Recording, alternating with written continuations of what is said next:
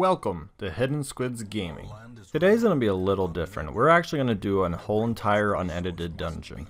So I'm going to go over my moving patterns, why I get certain items, why I get certain heroes, and how I'm going to overcome certain activities that may not be in a fight. So as you saw at the start here, I need to gather 3 medicines, which means I'm forced to check this room out if I don't want to go the whole dungeon and then find out there's actually medicine right above me.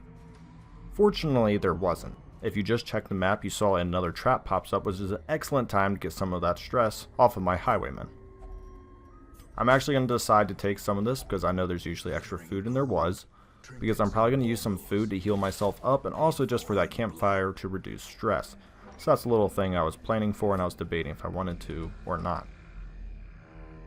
I really don't like to treat heroes, even though I have the item to do it. I'm just going to avoid it because I like saving some of those blights for when I actually get blighted. Obviously, we're going to shovel through that. Currently, no fights. Everything going pretty well. A general rule I do is I always try to keep the torch above 75. I don't think there's a lot of benefits for when it falls below 75. So here's our first fight. I'm going to start off with Riposte because I really like the Riposte builds right now, as I said in other videos. I'm also going to Hounds Harry so it can hit the crone in the back and start some bleed on her because she's stealthed and I can't unstealth her right now. And she's going to add all the stress damage. It's only 11, which actually isn't bad, but annoying thing is it's reducing the torch. And I'm going to try to kill the Corrupted Giant because he's going to do really massive damage. He can add disease, not disease, he can add blight, and he also scrambled my party. As you saw, he just clocked me for a nice 37 right there. So that's why I'm getting rid of him, because he's the most heavy damage dealer here. So we get back to my Houndmaster's turn again, and once again I was trying to add more bleed to the crone, but I missed. I should have maybe, retrospect, just focused down the Corrupted Giant because he's doing a lot of damage, and any more damage I could have done to him would have saved me some more HP. I do have a Vestal, so she can heal all of that, but the Corrupted Giant's one of those guys who can just deplete your HP pool in 2 hits, unlike most enemies. And also my Leper's been focused on most of these attacks, which isn't good. So here's the confusion spores I'm talking about. I'm lucky to dodge, so my party doesn't get rearranged, because this party is really bad at getting themselves back into the proper rows. Once again, that Blighted Crone's still alive, and she didn't do damage on that stress, so I actually can't attack back. Unfortunately, I have a lot of anti-stress trinkets on the highwayman, so he took almost nothing. So now that the Crone's visible, I'm just going to try to kill this Corrupted Giant, because I don't want him hitting me anymore. As you see, we got 16 bleed damage on him. I can change targets. I can now start focusing the Fungal Crawler. I'm also just debating right now if I want to heal, kill the crone or not. I ultimately go with the heal. I think it was the better choice. The crone's really not adding that much damage, and if I need to, the Houndmaster in the campfire can always make up for stress damage I'm going to be taking right now. I am going to focus the crone though. She dodges again with a dodge of 41. It's pretty hard to lock those individuals down. So it's only taking 8 health away. The torch is going down, so I'll just add 1 just to increase my accuracy and stuff. I finally connect on my crone again, taking her off. With the Vestal, I'm just going to try to chip damage him down. Now he's going to die, so whoever does anything, I'm just going to use the heal minus stress here, because he's going to die to the tick out. So that's a little small thing I'm going to do to reduce stress. So if you ever know an enemy's going to die, you got an ability to either heal or reduce stress. Obviously do that first, because if you finish them off with an additional attack, you just missed out on a free opportunity to reduce some stress. So this is a nice scout, shows me that there's nothing really coming up, no Kuros, no battles, but I'm going to walk through. I'm going to decide, I was going to decide to use the bandage on it, but obviously my Houndmaster jumped ahead on that, which reduced some of my loot. And right now I'm trying to figure out, what is my best possible course of action. I figured, I don't need 8 extra food. It's not going to translate well into health, minus stress. Sadly, I would have used it in the room of the shovel, but obviously I had to use the shovel to get past there. So it's kind of one of those things where I now have an open item slot, and I could have saved the food and the gems if things were different. This is a really small fight, pretty easy. 2 hounds, a lot of dodge, and a lot of high speed in this party. Once again, I'm going to bump that torchlight up because I really don't want it below 75. That's when extra stress comes in, extra criticals, extra damage. And at this point in my run through, this is on one of my really good finished campaigns, so I don't really need a lot of loot. So having the torch lower actually isn't that beneficial to me. So when you're doing stuff, you have to consider at what stage in the dungeon you're in. Are you looking for more trinkets? Are you looking for more gold? Are you just looking to have fun in the game? Are you just looking to bypass a week so your individuals in town can heal of a certain variety you want? So when you go into a dungeon, you need to really think about what's the purpose of going to this dungeon. Honestly, for me, this dungeon was to just put it up on YouTube, show you a little bit of a party composition, what my thought process is going through stuff. I still try to stockpile more money right now than I do other trinkets and related items. I will stockpile a trinket if it's obviously worth more than like a gem or something. Obviously, rare trinkets are worth a lot. So if I have some gems that are only worth like $350 a piece or $250 a piece, obviously I'm going to get rid of them for a trinket. Obviously, the benefit of the gems is you can stack them, but in the end, a rare trinket's a lot better than most gems you'll find. Obviously, if I get like a sapphire or ruby, I'm going to keep those because those can obviously double up and all that. You can stock a lot of money on one spot. I get another fortunate double scout. As you can see, 2 quest locations right there and a 3rd quest location. I can probably finish this dungeon in a grand total of 8 to 9 minutes. But we're going to keep going because that's not really fun to just show you like 2 fights and an end. But it does display what a medium dungeon can do once again. Now, I have gone through a couple of medium dungeons lately and they kind of screwed me over.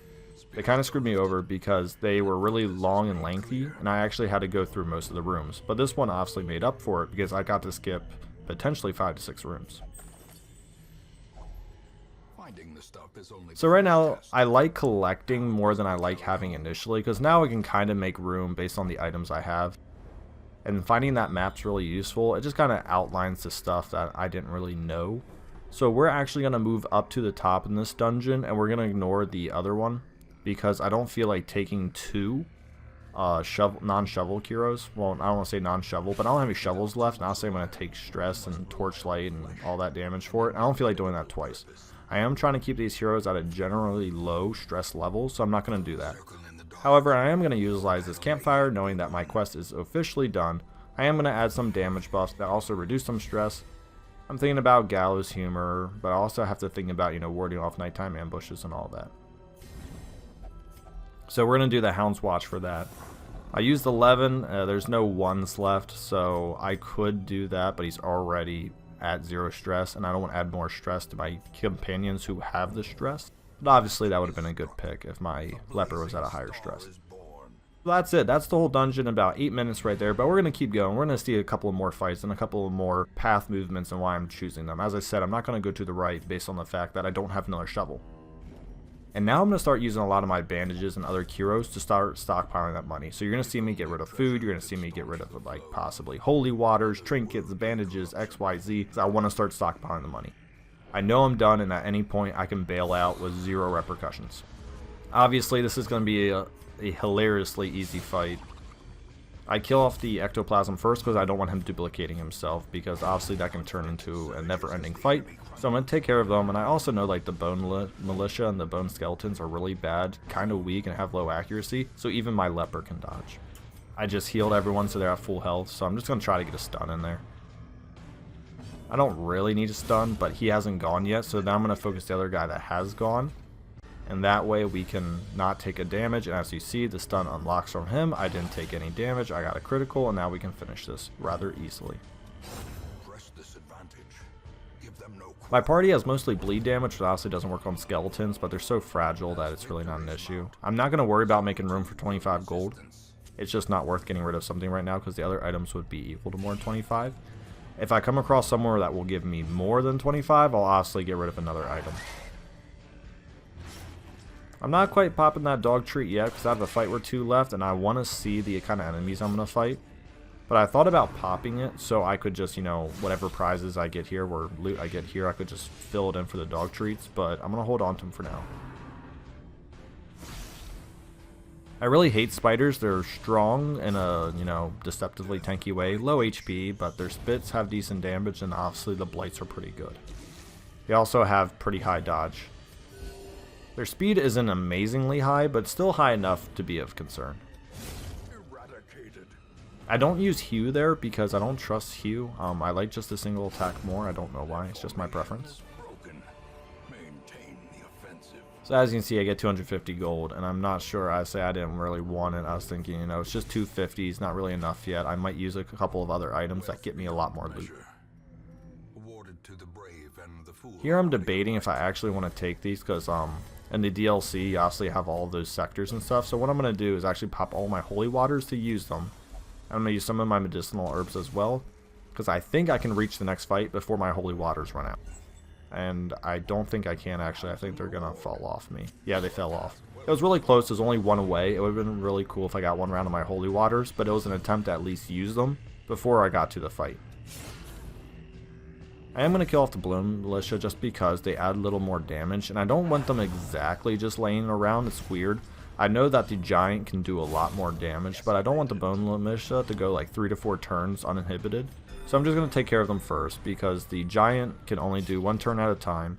His accuracy is pretty and also whoever he hits, I can reliably heal well, unlike the Bone Militia where they could have spread out the damage, and then I kind of start looking weird. I am going to pop the Bone now because it's 1 enemy left, there's 2 fights left. I'm going to try to maximize the damage possible.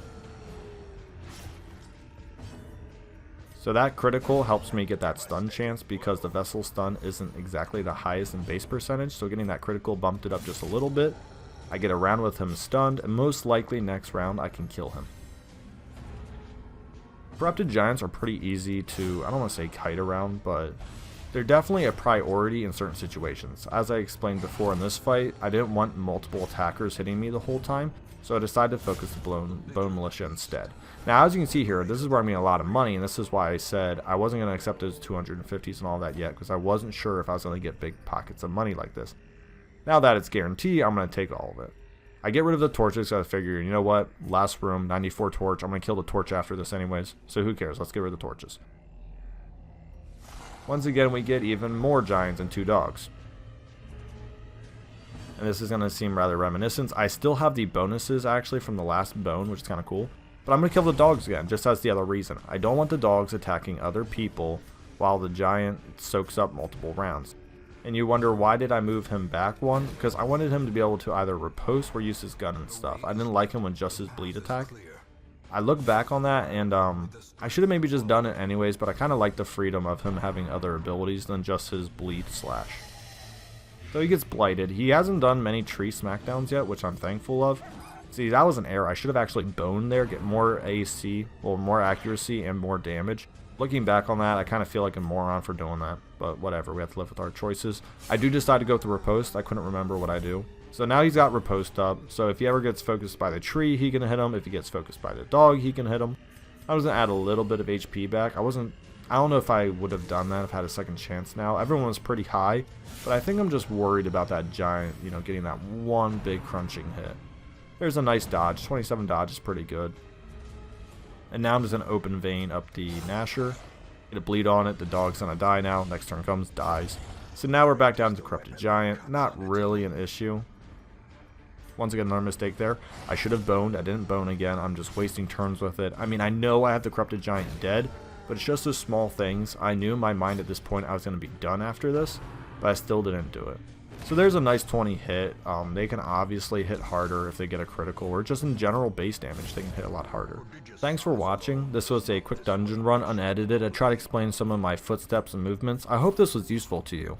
Thank you for watching. Like and subscribe below.